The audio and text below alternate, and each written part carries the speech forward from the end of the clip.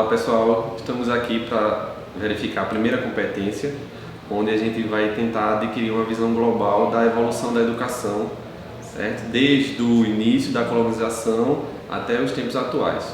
Então, para essa primeira competência, eu convidei a professora Viviane Gomes, que ela é doutora pela Universidade Federal da Paraíba. Ela tem pós-graduação em Linguística, ela é mestre, é professora da rede particular e da rede estadual há 22 anos. E aí a gente vai falar um pouco sobre essa primeira competência. E para começar, eu gostaria de perguntar à professora Viviane quais são as características mais significativas que existem desde o período da colonização até o período atual em relação à evolução da educação. Muito bem, agradeço ao professor por este convite, estou feliz por estar aqui conversando com vocês também sobre educação, que é o nosso tema, que é nosso trabalho e que é a necessidade para todo jovem que deseja estar no mercado de trabalho e estar crescendo como pessoa. A educação, quando ela vem surgir na Idade Média, ela tem como destino os padres. Os jesuítas foram os primeiros educadores, né, desse conhecimento destinado a todas as pessoas. E eles tiveram esse poder, porque a educação é o poder, eles tiveram esse poder até meados do século XIX. Até o final do século XVIII nós tínhamos uma educação religiosa, nós tínhamos uma educação jesuítica, nós tínhamos uma educação destinada à elite, aos nobres, aos padres. Então a maioria da população ela vivia excluída desse conhecimento. Ela vivia marginalizada, ela não tinha esse poder. E isso vem se modificar quando nós recebemos aqui no século XIX o nosso matriarca Dom João VI, que ao chegar aqui, ele faz com que seja construída em nosso território 2 faculdades. E essas faculdades vão direcionar a elite brasileira a uma educação destinada à advocacia, destinada à engenharia, destinada aos trabalhos na administração pública, coisa que na época não havia. Então nós tínhamos até então a educação encaminhada para um grupo seleto, para um grupo pequeno. Depois ela teria que ser expandida, porque começamos o século XX apenas com 1% da população detendo esse poder. Os outros precisavam estar no mercado de trabalho também. Mas como poderiam, se eles não tinham uma educação básica para o mercado de trabalho? Se não sabiam ler, se não eram alfabetizados? Então começou-se a haver uma discussão e começou-se a direcionar as escolas para a formação de professores. Porque até então, quem era destinado a ser o docente da sala de aula era o clero, eram os padres, eram as pessoas que comandavam a elite brasileira. Quando abriu-se esse espaço para a formação de professoras e de professores, nós tivemos essa educação sendo destinada ao povo, sendo introduzida na casa dos mais simples e trazendo também os grupos excluídos, como os negros, os homossexuais e tantos outros que viviam aquém desse poder.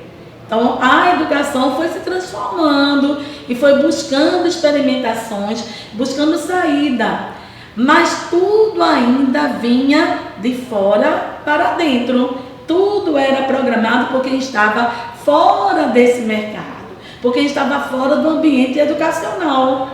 Então eles é que decidiam que regras seriam seguidas, como a escola poderia se organizar, como a escola deveria desenvolver seus regimentos internos. Tudo era decidido por um grupo que estava fora dessa realidade. Hoje, a partir da década de 80, vivemos uma revolução e nessa revolução foi possível trazer para dentro da escola a decisão e a autonomia que era necessária para ela. Então, o que é que nós estamos agora? Nós estamos agora com a fatia dessa educação, desse conhecimento, sendo dividida para todos.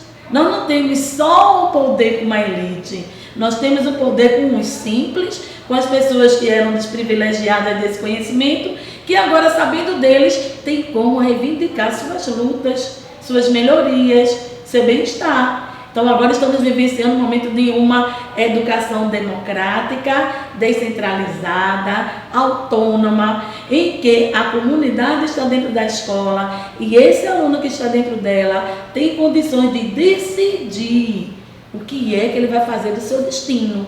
Ninguém mais decide por ele. Então nós estamos vivendo o melhor momento da educação. E é assim que a gente se vê hoje. Então a gente pode dizer que a gente basicamente teve 3 fases, né? A primeira fase, que foi o período de colonização, onde a gente tinha uma educação voltada para a elite. Isso. Não é isso?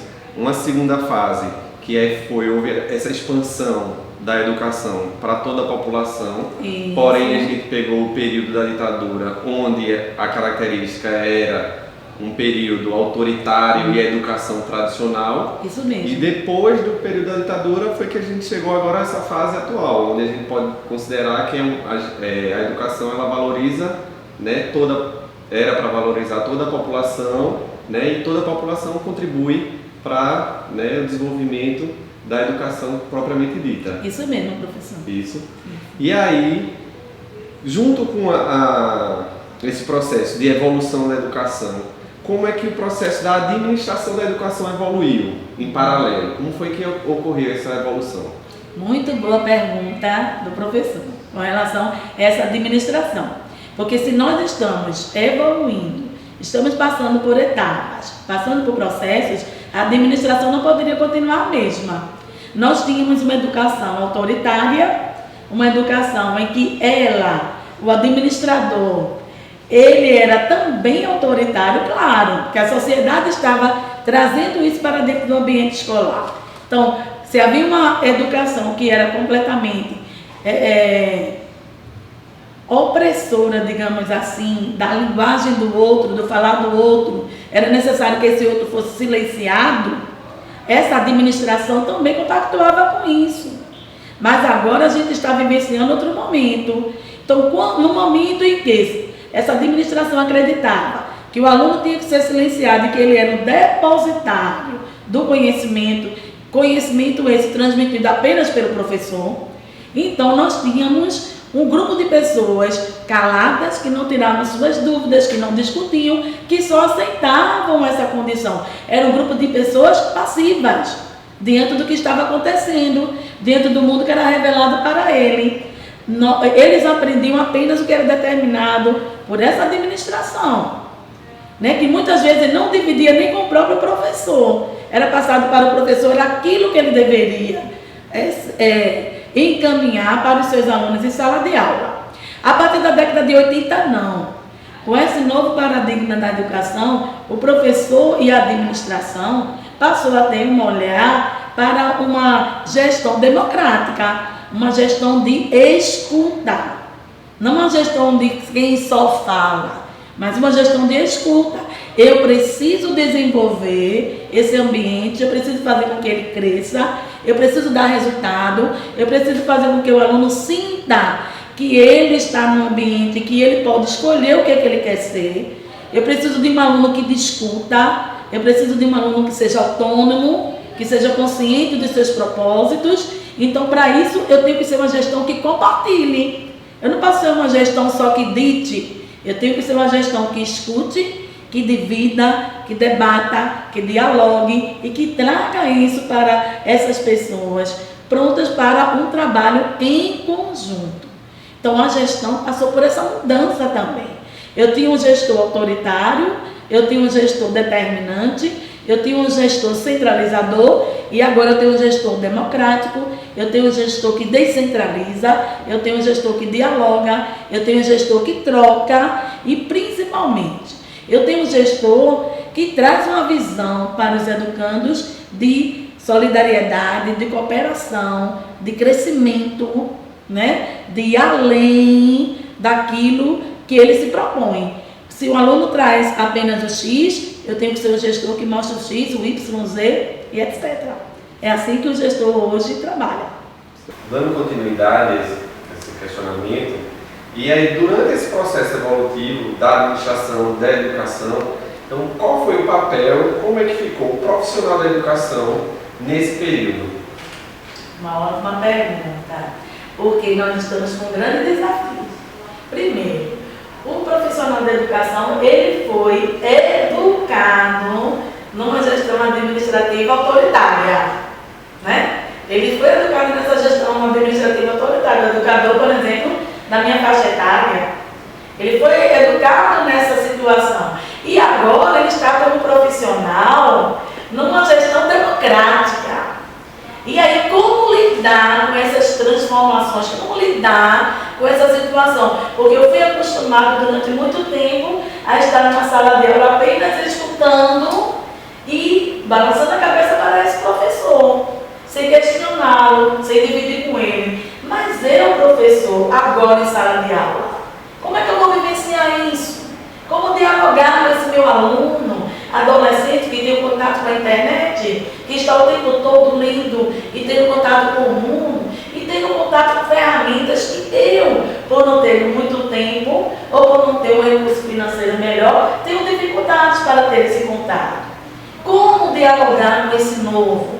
E é o grande desafio do professor atual, é ele dialogar com essa ferramenta, uma ferramenta que ele vai ter que aprender agora, né, com as novas tecnologias, com esse mundo globalizado, com tudo que está sendo direcionado a ele nesse momento, e lidar com a consciência crítica de um aluno que ele ajudou a construir. Mas quando a gente constrói essa consciência crítica, a gente constrói pessoas para debaterem, argumentarem conosco e dizer o que está certo e o que está errado. Então, como é que eu aprendi o tempo todo que o professor, ele que detém a palavra correta, a palavra final a todo momento, ele que determina o que deve ser aprendido, chegar na sala de uma aula e um aluno dizer para mim: professora, eu não queria escutar esse texto, eu queria esse texto aqui. Eu não quero escutar, por exemplo, um poema de Camões, mas eu quero escutar uma música do Rapa, eu quero escutar uma música do MC. O que fazer com essas diferenças? Como chegar para conquistar o que eu quero e acredito, e fui ensinada a acreditar nisso como educador, e aliar aquele conhecimento que o aluno está trazendo para mim. Porque o professor hoje, o grande desafio dele é perceber que ele ensina e aprende. Ele ensina e aprende. Ele não só ensina a parte. Ele não pode estar no papel de um agente em que ele não acredita nessa transformação e nesse diálogo constante. Então, é desafiador por demais, porque você sair de um patamar de dono da situação para um patamar de dividir o cenário da sala de aula. E o cenário da sala de aula não precisa de donos. O cenário da sala de aula precisa de pessoas cooperadoras que queiram crescer, que queiram aprender. Então, o mercado hoje exige esse professor, que tem essa consciência de que eu estou aqui para dividir, estou aqui para aprender, estou aqui para dialogar, estou aqui para conscientizar e quero um aluno que debata comigo. Alunos passivos ficaram na década de 70, 80, foi na época que eu aprendi que você aprendeu. Nós éramos passivos em sala de aula. Hoje não. Hoje o espaço é do aluno questionador. A educação é transformadora. E essa educação vai o tempo todo despertando no outro as necessidades que ele apresenta. O mundo hoje não está mais parado no livro didático só. Rompemos o muro, rompemos as salas de aula, vamos buscar outras trajetórias. E o novo é o despertar do professor atual. Ele chegou na sala de aula na manhã, todos os dias, ele tem que estar certo de uma coisa: eu vou me deparar com o novo. Como eu vou receber esse novo do meu aluno? E que formato eu vou dar a ele? Esse é o grande desafio do educador atual. E o educador que traz isso dentro de si, ele consegue isso facilmente.